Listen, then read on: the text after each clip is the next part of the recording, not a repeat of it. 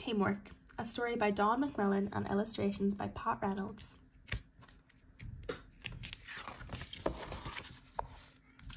When Karina came to her new school, she had thought that making friends would be easy.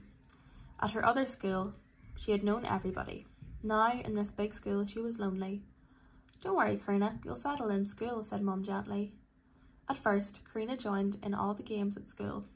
When they played baseball, she hit the ball high into the air, past the fielders, and scored a home run almost every time.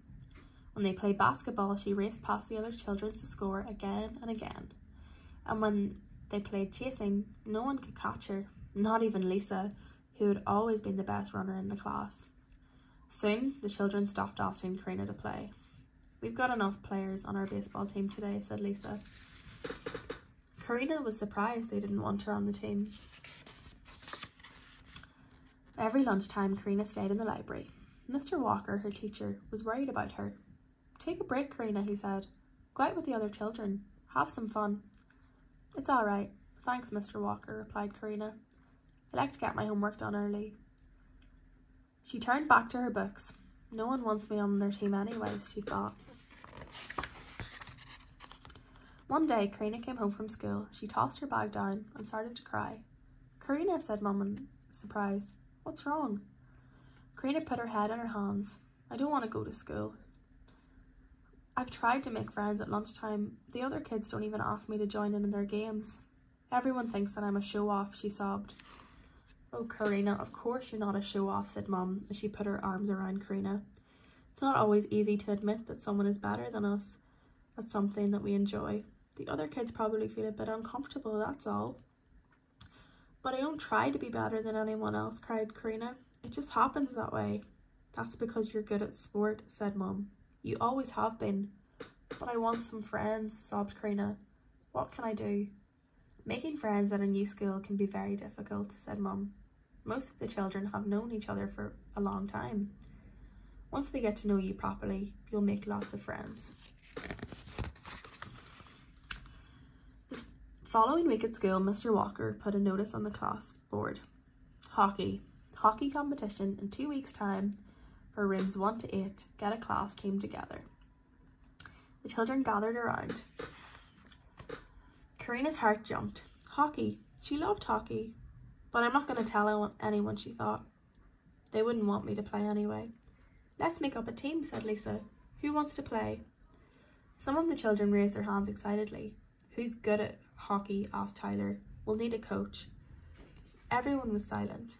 "Mr. Walker," called Lisa, "would you coach our team, please?" Mr. Walker laughed. "No teachers in the competition. You'll have to choose one of your classmates to be the coach." Tyler and Lisa were disappointed. "No one in our class can play hockey properly," they muttered. Karina took a deep breath. "I played hockey at my old school," she said quietly. Lisa turned to her. "Really? Maybe you could coach us and play as well," she said. Karina grinned. "I'd love to."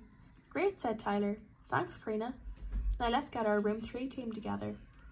Soon there were 11 people who wanted to play. The room 3 team practiced every day. Karina taught them how to pass, stop, and dribble the ball. She also taught them how to flick the ball into the ground. On the day of the competition, the team played really well. They won their first 3 games and made it to the final, which was to be played during the afternoon. Later that day, they warmed up before the match. Lisa said, "I'm nervous. We're playing against room 5, and they're good." "Yes," said Tyler, "they're going to be really hard to beat." "But don't forget that we're a good team too," said Karina. "Let's go." The teams ran out to the field. The whistle blew, and the final match began. The players raced up and down the field. Then Karina dribbled the ball past a room 5 defender and flicked it into the goal. The crowd cheered. "Good one, Karina," called Lisa. A few minutes later, Tyler ran down the field, dribbling the ball in front of him. When he was right in front of the goal, he flicked the ball to Lisa. She held her stick low and hit the ball into the goal. Now they were leading by 2 goals. But room 5 were determined to win, and they scored 2 goals early in the second half. "Come on, room 3, shouted Karina. "We need another goal." The team raced up the field, flicking and passing the ball to each other. Keep going, shouted Tyler. We can do it. But the Room 5 players were too good.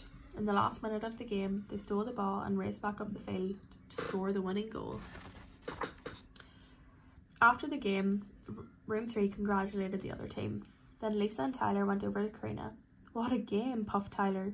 Thanks, Karina. We didn't win, but we wouldn't have got to the final without you. Karina laughed. We were fantastic. Lisa laughed too. Let's play again soon, Karina. Then she shouted across the field, Watch out, Room 5. We're going to beat you next time.